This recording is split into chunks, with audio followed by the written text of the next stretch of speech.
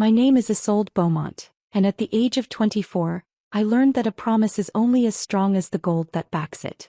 I had always believed in fairy tales, in the enduring power of love, and in the sanctity of family. But the year my world shattered, I was taught a brutal lesson. When fortunes fall, so do masks of civility. I never imagined that the day my fiancé left me for my own sister would be the same day I was sold to his most hated enemy. It sounds like something from a dark, overwrought novel, doesn't it? But that sale, that cold, terrifying transaction that felt like the end of my life, would ultimately become my salvation. It was a harrowing path, one paved with betrayal and fear, but it led me to a truth I never would have found in the comfortable gilded cage I once called home. Before I tell you how a man known as the Wolf of the Foundry, a ruthless industrialist whispered about in horrified tones, became the unlikely hero of my story, I'd love to know where you're watching from today. Let me know in the comments below. And if you've ever felt the sting of betrayal from someone you trusted with all your heart, hit that like button so I know I'm not alone. For all the new viewers here, please consider subscribing to join our community of survivors and storytellers. Now let's go back to the beginning, to a life that dripped with champagne and privilege just before it all turned to ash. Our family, the Beaumonts, were what people called old money. The name was etched onto the cornerstones of libraries and museum wings. We lived in a sprawling estate with gardens so perfect they looked like paintings, and our lives were a carefully orchestrated symphony of social engagements, charity galas, and summer trips to the coast. I was the elder daughter, raised to be the perfect society wife, poised, gracious, and quiet. My younger sister, Celia, was the firecracker. She was the brilliant one, the charming one, the one our parents doted on with a blinding adoration that left me in the permanent, gentle shade of her light. While I was praised for my needlepoint, Celia was praised for her wit. While I was encouraged to be agreeable, Celia was encouraged to be ambitious. Our mother, Matilda, would often sigh dramatically and say, "Oh, Isolde, you are so wonderfully placid. It will make you such a comfortable wife." She meant it as a compliment, but it always felt like she was calling me a piece of well-upholstered furniture. Celia, on the other hand, was destined for greatness, or so they said. This dynamic was the wallpaper of my childhood. I had long since stopped noticing it was there. My engagement to Julian Caldwell was considered the crowning achievement of my placid existence. His family was new money titans of logistics and shipping, and the union was seen as a brilliant merger of old prestige and new power. Julian was handsome, charming, and a master of the easy, confident smile that made mothers swoon and fathers feel secure. Thought I loved him. I truly did. I loved the way he would bring me a single gardenia, my favorite flower, and the way he talked about our future, painting a picture of a life as serene and beautiful as my mother had always promised. He was my safe harbor, the man who would continue the gentle, predictable rhythm of my life. I remember one afternoon, just weeks before everything fell apart, I found my father, Gideon, in his study, staring out the window with a look I'd never seen on his face before. It was a deep, hollowed-out expression of fear. The papers on his desk were a chaotic mess of red ink and threatening letterheads. I had tried to ask him about it. "Father, is everything all right with the investments?" I heard some whispers at the club. He had turned to me, his face instantly rearranging into a mask of paternal dismissal. "Don't you worry your pretty head about such things, Isolde. It's complicated business, not for a young lady to fret over. You just focus on your wedding plans. That's what's important." He had patted my hand, the gesture meant to be reassuring, but it was laced with a condescension that made me feel small and utterly useless. I was a decoration, an asset to be married off, not a daughter to be confided in. The collapse, when it came, was not a slow leak but a dam break. It was brutal and absolute. One morning we woke up to find our accounts frozen. By noon, the first of the creditors were calling. By evening, the word was all over the city. The Beaumont fortune was gone, evaporated in a series of catastrophic high-risk investments my father had made in a desperate attempt to keep up appearances. The grand estate was a liability, the staff were unpaid, and the name that had once opened every door was now a mark of shame. The house, once a beacon of warmth and light, became a mausoleum overnight. My father locked himself in his study, the sound of clinking glass the only sign he was still there. My mother took to her bed with a bottle of smelling salts and an even larger bottle of sherry, her wails echoing through the hallways. She lamented the loss of her social standing, the cancelled parties, the shame of it all, but never once did she ask how my father was or what we were going to do. Celia was a ghost, flitting through the rooms with a pinched, calculating look on her face, her phone perpetually pressed to her ear in hushed, urgent conversations. Amid the wreckage, I was the only one trying to hold the pieces together. I made tea my mother wouldn't drink, tried to talk to a father who wouldn't answer, and packed boxes of our belongings with a heavy heart. Through it all, I clung to one single shining hope: Julian. I imagined him bursting through the door, wrapping me in his arms and telling me that none of this mattered. That his love was not tied to my family's ledger. He was my fiancé, my partner. We would face this together. His strength would be our shield. What a fool I was. He arrived 3 days after the news broke. He didn't burst through the door. He knocked, a polite, formal sound that seemed alien in our crumbling world. I led him into the drawing room, where dust motes danced in the slivers of light piercing through the drawn curtains. The grand piano was draped in a sheet, looking like a forgotten tomb. Julian, I began, my voice trembling with relief. Thank you for coming. It's been a nightmare. He didn't move to touch me. He stood by the cold fireplace, his hands clasped behind his back, looking not at me, but at a faded portrait of my great-grandmother. Isolde, he said, his voice stripped of all its usual warmth. It was the voice of a businessman addressing a failed investment. I have given this situation a great deal of thought. A great deal. We'll get through this, I said, stepping toward him, my hands outstretched. With your help we can. No, he cut me off, the word sharp and final. He finally looked at me and his eyes were cold, clear and utterly devoid of affection. There is no we, Isolde. My family has a reputation to uphold. A legacy. I cannot, in good conscience, tether the Caldwell name to this. He gestured vaguely at the room, at the decay, at me. The blood drained from my face. I felt a cold dread creep up my spine, so chilling it felt like ice water being poured over my heart. What are you saying? Julian, we're engaged. We love each other. He gave a small, pitying sigh. Love is a luxury, Isolde. Practicality is a necessity. My father would never approve. Our investors, our partners, they expect stability. Marrying into a family facing financial ruin, debtor's prison. It's simply not a sound decision. Each word was a carefully polished stone, thrown directly at my heart. He wasn't heartbroken. He wasn't even sorry. He was calculating. This was a merger that had fallen through and he was simply liquidating the assets. I was the asset. So that's it. I whispered, my voice barely audible. All your promises, all our plans, they were just contingent on my father's bank balance? Try to be reasonable, he said, straightening his tie, a gesture of finality. This is for the best. For both of us. You need to focus on your family. I need to focus on my future. He walked to the door, pausing with his hand on the knob. I do wish you the best, Isolde. Truly. And then he was gone. He didn't even have the decency to look me in the eye as he delivered the final blow. I stood there in the silent, dusty room, the engagement ring on my finger suddenly feeling like a lead weight, a symbol of a future that had just been publicly executed. The tears that finally came were not tears of sadness, but of a profound, shattering disillusionment. He hadn't just broken our engagement.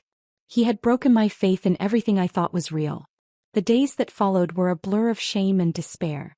The official notice of our broken engagement was a small, sterile announcement in the society pages, placed right next to advertisements for luxury cruises we could no longer afford. But the true, gut-wrenching betrayal was yet to come. A week after Julian walked out of my life, another announcement appeared, this one far grander, accompanied by a smiling photograph. It announced the surprise engagement of Mr. Julian Caldwell to my sister, Miss Celia Beaumont. I found her in her room, packing her finest clothes into new leather suitcases. The photo from the paper was propped on her vanity.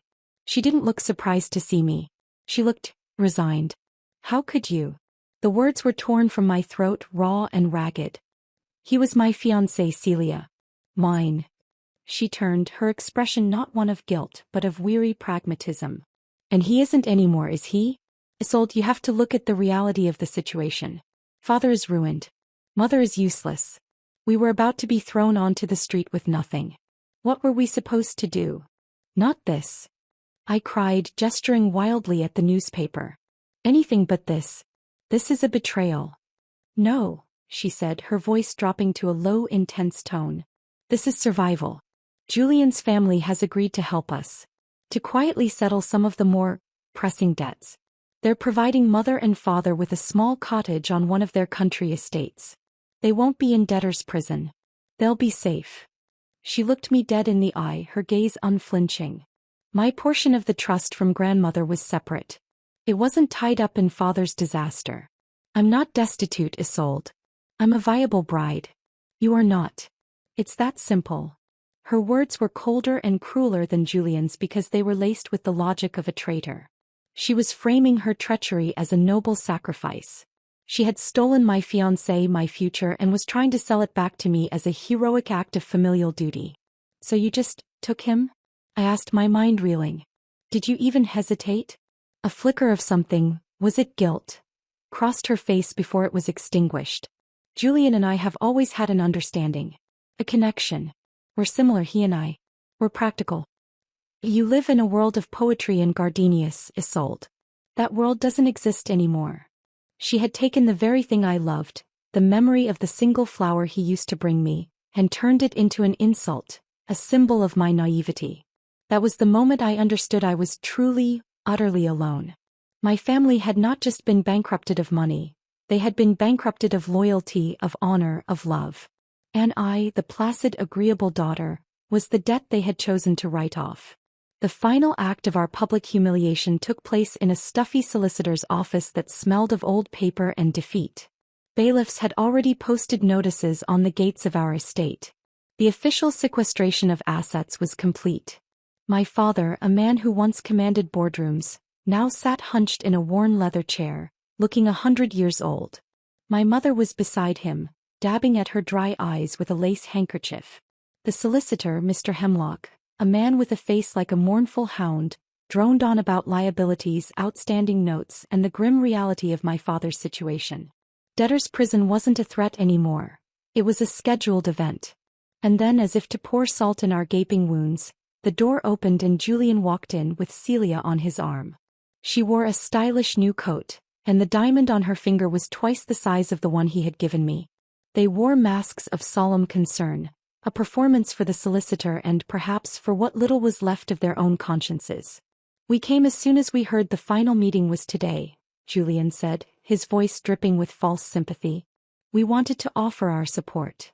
My father didn't even look up. I just stared at them, a cold, hard knot of fury tightening in my chest. This wasn't support. This was a victory tour. Julian placed an envelope on the desk. It's not much, he said with an air of magnanimity. Just a little something to help you resettle. Find a modest apartment somewhere. We couldn't bear the thought of you having absolutely nothing. The insult was so profound, so galling that I couldn't even speak. He was offering us pocket change, a pittance to assuage his guilt while he paraded around with my sister and my stolen life. Mr. Hemlock opened the envelope, glanced at the check inside, and his mournful expression deepened. It was enough to rent a room for a few months, nothing more. It wouldn't even cover a fraction of the legal fees. It was at that moment of absolute despair that the office door opened again. The man who entered was not someone who belonged in a dusty solicitor's office. He was tall and broad-shouldered, dressed in a perfectly tailored dark suit that seemed to absorb the light in the room. His presence was so commanding, so electric that it felt like the air pressure had dropped. His face was all sharp angles and severe lines with dark, piercing eyes that missed nothing. I knew who he was instantly. Everyone knew who he was. Caelan Thorne, the wolf of the Foundry.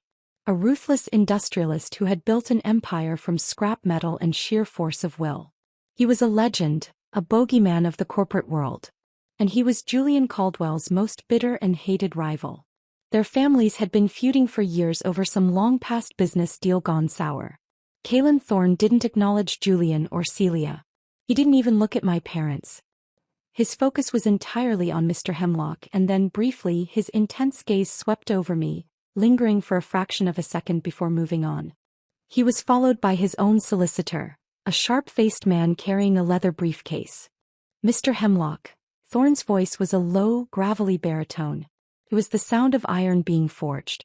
I believe your clients are in need of assistance. Julian stepped forward, puffing out his chest. Thorn. What are you doing here? This is a private family matter. Thorn gave Julian a look of such utter contempt that Julian actually flinched. Your definition of family seems to be quite flexible, Caldwell. I am here on business. He nodded to his solicitor, who opened the briefcase and produced a single crisp cashier's check. He placed it on the desk in front of Mr. Hemlock. The solicitor picked it up, his eyes widening in disbelief. He looked at my father, then at Thorn, then back at the check. Mr. Thorn, this amount, it covers everything. Every last penny of the Beaumont family's outstanding debt. With a considerable sum left over. A collective gasp went through the room. My mother started to sob, this time with actual tears. My father slowly lifted his head, a dawning look of hope and confusion on his face. Julian's face was a mask of pure fury. You can't do this. What is this? Some kind of power play? You're trying to humiliate me. Kalen Thorn finally turned his full attention to Julian, a slow, dangerous smile touching his lips. It didn't reach his eyes. Humiliate you? Caldwell, that would be redundant. You do such a fine job of that yourself. His gaze then shifted, moving past my parents, past Julian and Celia, until it landed squarely on me. The intensity of his stare was unnerving. It felt as if he could see right through me, past the threadbare dress and the public shame, to the very core of my being. This is not a gift, Thorn stated, his voice dropping, commanding the silence in the room. He addressed my father, but his eyes never left mine. It is a transaction. A payment. For a price. My father, finding his voice at last, stammered, A price? What price? I have nothing left to give you. Oh, but you do, Thorn said softly. You have a daughter. The silence that followed was so absolute I could hear the frantic beat of my own heart. He continued, spelling out the terms with chilling precision. Your debts are paid. Your name is cleared. Your wife and you will be provided for. In exchange, I will have your eldest daughter, Isolde, as my wife. The wedding will be in 1 week. The world tilted on its axis. Shock, cold and sharp, pierced through me. Marry him? Marry this man? This dark, intimidating stranger who looked at the world as if he wanted to conquer it? It was monstrous. It was barbaric. It was a trade, a sale, my life for my family's freedom. I looked at my parents. My mother was looking at me with undisguised, desperate hope. My father's face was a battleground of shame and relief, but relief was winning. I looked at Celia, whose face was pale with shock, perhaps a flicker of envy that my price was so much higher than hers. Then I looked at Julian. His face was contorted in a sneer of rage and disbelief. He was furious that his rival had not only bested him but was now claiming the prize he had so carelessly discarded. And in that moment something inside me shifted. The fear was still there, a cold knot in my stomach. But beneath it, a tiny hard ember of defiance began to glow. This wasn't a choice. It was a sentence. But it was a sentence that would save my father from prison. It was a sentence that would thwart Julian Caldwell. And it was a sentence that would, in some strange, twisted way, give me a power I had never known. The power of being valuable. I straightened my shoulders, lifted my chin, and met Kalen Thorn's unblinking gaze. I accept, I said, my voice clear and steady, ringing with a finality that surprised even me. The wolf of the Foundry had made his bid, and I, the forgotten Beaumont daughter, had just been sold. My new life began not with a honeymoon but with an induction. Kalen Thorn's home was less a house and more a monument to modernism and brutalist efficiency. It was a fortress of glass, steel and polished concrete perched on a cliff overlooking the turbulent gray ocean. There were no family portraits on the walls, no comfortable clutter, no warmth. It was as beautiful, as cold, and as intimidating as its owner. Our wedding was a sterile affair at the city registry office, attended only by our solicitors as witnesses. I wore a simple cream-colored dress I had bought with the first allowance Kalen had provided. He wore a dark suit and an unreadable expression. We exchanged vows that felt more like contractual clauses, and the rings we placed on each other's fingers were cool and heavy. From there he drove us back to his fortress in a sleek, silent car. The journey was filled with a tension so thick I could barely breathe. That first evening he led me into the vast, cathedral-like living room. A fire roared in a massive, minimalist hearth, but it gave off no discernible warmth. A staff of silent, uniformed servants materialized with champagne, which neither of us touched. "Let us be clear about the terms of our arrangement, Isolde," he said, his voice echoing slightly in the cavernous space. He didn't sit. He paced before the fireplace like a caged predator. "I have purchased your family's security. In return, you will perform the duties of my wife in public. You will attend galas, host dinners, and smile for the cameras. You will be a flawless, elegant accessory. In private, we will lead entirely separate lives. Your wing of the house is on the east side. Mine is on the west. A full staff is at your disposal. You will have a limitless line of credit. You will want for nothing material. In return, I will require your loyalty and your discretion. Is that understood?" "Yes," I whispered, feeling like a ghost. I was a possession, a well-cared-for object meant for display. An accessory. "Good," he said, giving a single sharp nod. He then turned and walked out of the room without another word, his footsteps echoing on the polished stone floors until they faded into silence. I was left alone in the magnificent empty room, the untouched champagne flute sweating on the table beside me. I had been saved from one prison only to be delivered to another, albeit a much more luxurious one. The days that followed were a study in opulent loneliness. I would wake up in a bedroom the size of my family's entire ground floor, the ocean crashing against the cliffs below my window. A silent maid would lay out my clothes. Breakfast would be served in a sun-drenched atrium where I always ate alone. Calum was a phantom. He left for his office before dawn and returned long after I had retired to my wing. The only evidence of his existence was the faint scent of expensive cologne in the hallways and the distant sound of his car arriving late at night. I explored the house like a restless spirit. It was filled with priceless art, but it all felt cold, chosen for its investment value rather than for love. There was a state-of-the-art gym I never used and an infinity pool that stared blankly at the sky. The staff were polite, efficient, and terrified of their employer. They answered my questions with deferential brevity, their eyes always darting around as if he might materialize from the shadows. When I asked the head housekeeper, Mrs. Finch, if there was anything I could do, if I could help with menus or household matters, she looked at me with wide, panicked eyes. "Oh no, Mrs. Thorne.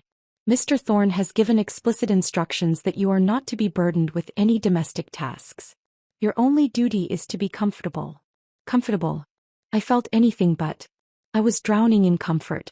I tried to do things for myself, simple things to feel human. One afternoon, I went into the gleaming, industrial-sized kitchen, intending to bake a simple batch of scones from a recipe my grandmother had taught me. The moment I pulled out the flour, 2 kitchen maids and the chef appeared as if from a trapdoor, their faces etched with alarm. They gently but firmly ushered me out, insisting that they would handle it, that Mr. Thorne would be displeased if he knew I was working. I retreated, feeling foolish and utterly redundant. I was not the lady of the house. I was its most prized exhibit. My only solace was the library. It was the one room that felt lived in. Unlike the rest of the house, it was paneled in dark, warm wood. The shelves were crammed with books, not just leather-bound classics but well-worn paperbacks, books on structural engineering, metallurgy, philosophy, and poetry. It was a map of a mind, a complex and contradictory one. In a corner, away from the intimidating business texts, I found a small collection of books on botany and a worn volume of pressed flowers. It was so out of place, so gentle and unexpected, that it felt like finding a wildflower growing in a crack in the concrete. It was my first clue that Calum Thorne was more than just the steel and iron of his reputation. One night, unable to sleep, I wandered towards the west wing. I had never dared to go there before, but a sliver of light was visible from under a heavy oak door at the end of the hall. His study. I heard voices, his voice low and sharp. I crept closer, my heart pounding. He was on the phone and his tone was brutal. "No, the deadline is the deadline," he was saying. "I don't care about their excuses. If they can't meet the terms, liquidate their position. I want it done by morning." There was a pause. "Mercy? Mercy is a luxury we don't trade in. This is business." I shrank back, the cold fear I'd felt in the solicitor's office returning with a vengeance. This was the man I had married. The wolf. Ruthless, unforgiving, a man who spoke of liquidation as easily as I might speak of the weather. I fled back to the safety of my gilded cage, the image of the pressed flowers in his library seeming like a dream, a figment of my desperate imagination. The man in that study was the reality, and he was terrifying. I was married to a monster and there was no escape. The invitation arrived on a thick cream card, the embossed lettering gleaming with smug importance.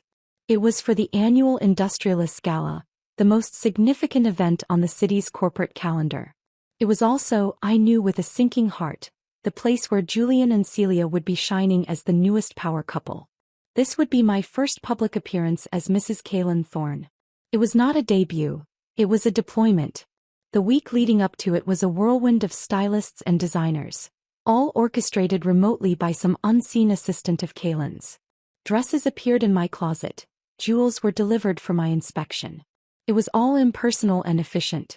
Kaylin himself said nothing about the event until the evening it was to take place. He appeared at the door of my dressing room, an imposing figure in a perfectly tailored tuxedo. I was already dressed in a gown of deep emerald silk that the stylist had chosen, a dress designed to be both elegant and armor-like. He stood in the doorway for a long moment, his eyes sweeping over me. It wasn't a look of admiration. It was one of assessment, as if he were inspecting a new piece of machinery before putting it into operation. He held a flat velvet box in his hand. "This is required," he said, his voice clipped. He opened the box. Nestled on the dark velvet was a necklace of staggering beauty. It was a cascade of diamonds and emeralds, an antique piece of breathtaking craftsmanship. It was also incredibly heavy. "It was my mother's," he said, his voice softening almost imperceptibly. "She wore it only on the most important occasions. Tonight is an important occasion. Wear it. Let them see who you are now." He stepped forward to fasten it around my neck. His fingers brushed against my skin, and the brief contact was like an electric shock, startlingly warm against the cold weight of the jewels. It felt less like a gift and more like a collar, a beautiful, glittering symbol of my ownership. But as I looked at our reflection in the mirror, me in the emerald dress, him standing dark and powerful behind me, I felt a strange, unwelcome flutter. We looked like a king and queen from some dark fairy tale. A matched set. The gala was a glittering nightmare. The ballroom was a sea of jewels and forced smiles. The air buzzed with whispers and I could feel hundreds of pairs of eyes on us as we entered. I was the season's greatest curiosity, the bankrupt Beaumont girl bought and paid for by the fearsome Kaylin Thorne. I could hear snippets of conversation as we passed. "Can you believe it? He actually bought her. She looks terrified. Poor girl. Still, what a necklace." I held my head high, my hand resting formally on Kaylin's arm. He moved through the crowd with an unnerving calm, nodding curtly to some, ignoring others completely. He was an apex predator in a room full of sharks, and they all gave him a wide berth. It was inevitable that we would run into them. Julian and Celia found us near the champagne fountain. Celia looked radiant in a pale pink dress, but her smile was brittle. Julian was the picture of smug success, but I could see the tension in his jaw as he looked at Kaylin. "Isolde, my dear," Julian began, his tone a disgusting blend of pity and condescension. Well, I hope this beast is treating you with some civility." He eyed Kaylin, who remained perfectly still, watching Julian with a look of bored contempt. Celia touched my arm. "Isolde, we were so worried. This all happened so fast. If you ever need anything, a place to escape to." The hypocrisy was so thick I could have choked on it. They were offering me escape from the man who had saved my family, the man they had left to rot. Before I could form a response, Kaylin spoke, his voice low and dangerous, cutting through the chatter around us. "You speak of beasts, Caldwell?" he said, his eyes locking onto Julian's. An interesting choice of words coming from the son of a jackal. Julian paled. "I don't know what you're talking about." "Don't you?" Kaylin's lips curved into that cold, mirthless smile. He took a deliberate step closer, forcing Julian to stand his ground or retreat like a coward. "Let me refresh your memory. Our fathers were partners once, did you know that? Long before you were born. My father was the inventor, the genius. Your father was the money man. My father developed a new refining process, a patent that would have revolutionized the industry. Your father stole it. He filed the patents in his own name, pushed my father out with nothing, and built the Caldwell fortune on the back of a stolen idea. The stress and the shame of it drove my father to an early grave. He died penniless and broken while your family built a dynasty on his work." The story hung in the air, raw and shocking. Celia looked horrified, staring at Julian as if seeing him for the first time. Julian was sputtering, his face flushed a blotchy red. That's a lie. A slanderous lie. Is it? Kaylin's voice was like ice. I spent 20 years clawing my way up from the filth your father left my family in. I built my empire with my own 2 hands, fueled by one single purpose: to see the name Caldwell turned to dust. Everything you are, everything you have, is the fruit of a poisoned tree. So do not talk to me of beasts. Julian, cornered and exposed, turned his venom on the easiest target. Me. And you, he snarled, his voice cracking. You sold yourself to him. My God, Isolde, have you no shame? You threw yourself away for money just like the gutter snipe you are. That was it. The final thread of my fear snapped. All the pain, all the betrayal, all the humiliation of the past few weeks coalesced into a single sharp point of cold, clear rage. I dropped Kaylin's arm and stepped forward, placing myself directly in front of Julian. My voice when I spoke was not loud, but it was steady and sharp as glass. You dare to speak to me of shame? I said, my gaze unwavering. You who swore to love me forever, then abandoned me the very second my fortune disappeared? You who took my own sister as a consolation prize because her trust fund was intact. Let's talk about prices, Julian. When my father was facing prison, you offered me a pittance, an envelope of pocket change to ease your pathetic conscience. Kaylin Thorne offered my father his freedom and my family their dignity. I took a breath, feeling a strange, exhilarating power course through me. He gave me his name and his protection. You gave me pity and platitudes. He has treated me with more honor in 3 weeks than you showed me in 2 years. So yes, a price was paid. But I am the one who chose the man of greater value. And it was not you. A stunned silence fell over our small group. The onlookers who had been pretending not to listen were now staring openly. Julian's face was a mottled canvas of fury and humiliation. Celia looked like she wanted the floor to swallow her whole. I stood there, trembling slightly from the adrenaline, but feeling taller than I had in my entire life. I turned and looked at Kaylin. The ice in his eyes was gone.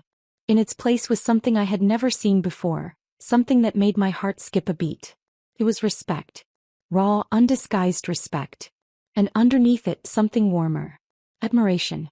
He reached out and took my hand, his grip firm and steady. Let's go home, he said quietly. And for the first time the word, home, didn't sound like a prison. It sounded like a promise. The drive back to the cliffside fortress was conducted in a profound silence. It was not the tense, empty silence of our previous journeys. This was a quiet filled with unspoken things, a silence that felt heavy with meaning. The air in the car crackled with the aftermath of the confrontation. I kept replaying my own words in my head, stunned at my own audacity. I had defended him. I had defended our marriage, this cold, contractual arrangement. And in doing so I had defended myself. When we arrived, he didn't retreat to the West Wing as he usually did. He walked with me to the grand living room and for the first time, gestured for me to sit on one of the stark white sofas. He poured 2 glasses of amber-colored whiskey, handing one to me before taking a seat in the armchair opposite. The fire was roaring and tonight it seemed to give off a genuine warmth. He stared into his glass for a long moment before he spoke. No one has ever spoken for me like that, he said, his voice a low rumble. In my life I have found that you either fight for yourself or you get devoured. I wasn't speaking for you, I replied, my voice steadier than I felt. I was speaking for myself. He insulted me. He insulted my choice. Kaylin looked up, his dark eyes searching my face. Your choice? I didn't give you a choice, Isolde. I gave you an ultimatum. I bought you. You bought my family's freedom, I corrected him gently. You gave me the power to save them. Julian gave me nothing. It might not have been the choice I would have made in a fairy tale, but it was a choice nonetheless. And tonight I realized it was the right one. A long silence stretched between us. He took a slow sip of his whiskey, his gaze never leaving mine. It felt as if he were seeing me for the first time, not as the eldest Beaumont daughter, or the accessory, but as Isolde. My father, he began, his voice taking on a rough, pained edge, was a brilliant man. An artist as much as an engineer. He trusted people. He trusted Caldwell's father. When the betrayal came, it didn't just bankrupt him, it broke his spirit. He faded away. My mother, she was fierce. Fighter. She worked 3 jobs to keep food on the table after he died. She scrubbed floors in the very buildings his inventions had helped to build. He paused, his jaw tightening. She died of exhaustion when I was 17. That necklace. It was the only thing of value she had left. She made me promise I would only give it to a woman of true strength. A woman worthy of it. He looked from the necklace at my throat to my eyes. I believe I have fulfilled that promise. The confession was so raw, so unexpected that it left me breathless. This was the heart of the wolf, and it was a landscape of grief and fierce, protective loyalty. The pressed flowers in the library suddenly made perfect sense. They were a remnant of the gentle man he had lost. I watched you for a while, he admitted, his voice barely above a whisper. After your family's collapse. I saw you at the market trying to bargain for groceries because your credit was gone. I saw you packing boxes while your family fell apart around you. You never cried. You never complained. You just endured. You had a quiet strength that was more formidable than any shouting I've ever heard in a boardroom. I told myself that acquiring you would be the final, perfect revenge against Caldwell. To take the woman he discarded and place her on a throne. But that was a lie I told myself. He looked at me, his expression stripped of all its usual armor. The truth is, I wanted to be the man who was worthy of that strength. I paid your family's debts to free you, Isolde. Not to own you. His words settled over me, a balm on wounds I didn't even know were still bleeding. He hadn't seen a broken doll. He had seen a survivor. That night, we didn't retreat to our separate wings. We stayed in the living room, talking until the fire burned down to embers and the first gray light of dawn began to paint the sky. He told me about his childhood, about the cold apartments and the gnawing hunger. I told him about my own gilded cage, about the loneliness of being the placid daughter always overlooked. We were 2 people from entirely different worlds who had both been profoundly alone. Till now. The days and weeks that followed were a quiet revolution. The invisible wall between the east and west wings of the house dissolved. We began having dinner together not as a duty but because we wanted to. He would come home from work earlier, seeking me out in the library, where we would debate philosophy or discuss the news. He started asking for my opinion on things. First, it was trivial matters like the color of a new car. Then it grew. He showed me the plans for a new community center his company was funding and asked for my input on the green spaces. He valued my perspective, my intellect. The woman his own father had dismissed as a pretty head was now advising one of the most powerful men in the country. My own family tried to re-enter my life. My mother called, her voice syrupy sweet, gushing about my marvelous catch, and hinting broadly about needing a larger allowance. I listened politely and then explained that my relationship with Kaylin was my own, not a family bank account. I sent them a generous, fixed stipend, but I made it clear that the days of them dictating my life were over. I was establishing boundaries, and the act was as terrifying as it was liberating. Celia called too, her voice choked with tears. Her fairy tale with Julian was already a nightmare. His family was cold, the pressure was immense, and Julian, without the prize of my family's prestige to win, was revealed to be a shallow and cruel husband. She apologized, a rambling, self-pitying confession. I was just so scared, Isolde. I thought I was being practical. You were being selfish, Celia, I said, my voice calm and devoid of malice. And now you must live with the consequences of your practicality. As I am living with mine. I didn't forgive her, not yet. But I no longer hated her. I just felt a profound, weary sadness for the sister I had lost. I began to find my own purpose. With Kaylin's encouragement and funding, I started looking into philanthropic work. I focused on creating scholarships and vocational training programs for young people from impoverished backgrounds, people like he had been. I found I had a knack for it, a passion I never knew existed within me. I was no longer an accessory. I was a partner. I was a force in my own right. The woman who had been raised to be a comfortable wife had finally found a comfortable sense of self. One evening, several months after the gala, Kaylin and I were in his study. It was no longer his intimidating command center. It had become our space. My books were mixed in with his on the shelves and a vase of fresh gardenias, which he had started having delivered for me every week, sat on the edge of his massive desk. We were poring over the final charter for the Thorne-Beaumont Foundation, the philanthropic organization I would now run. He leaned back in his chair, watching me as I made a final note in the margins.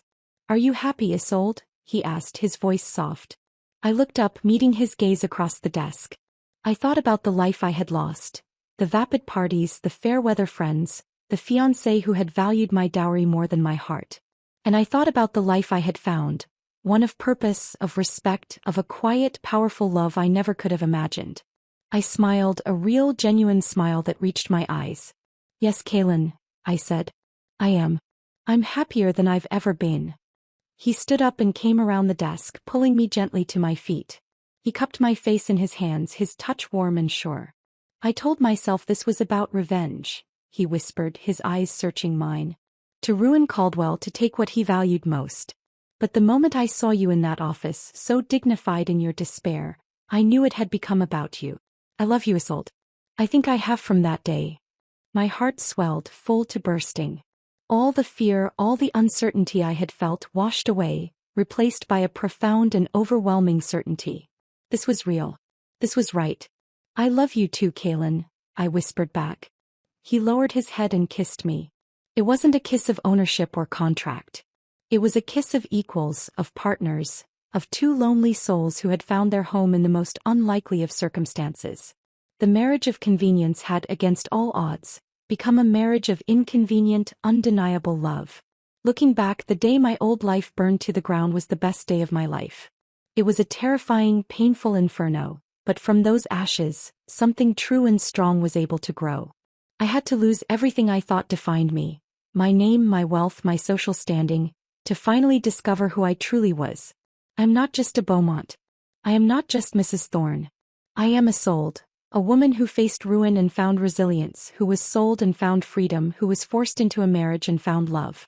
The wolf of the Foundry didn't devour me. He saw me, and in doing so he taught me how to see myself. So that's my story. It's a testament to the fact that sometimes our greatest tragedies are just blessings in disguise. And a person's true worth has nothing to do with their bank account and everything to do with their character. What do you think? Have you ever had a situation in your life that seemed like the end of the world, only to have it turn out to be a new beginning? I would be honored to read your story in the comments below. Please don't forget to like this video if my journey resonated with you, and subscribe for more stories about overcoming the odds. Thank you so much for joining me and for listening to my heart. Remember that family is defined by love and respect, not just by blood, and sometimes the strongest foundations are the ones we build for ourselves from the ruins of the past. I wish you all strength on your own journeys,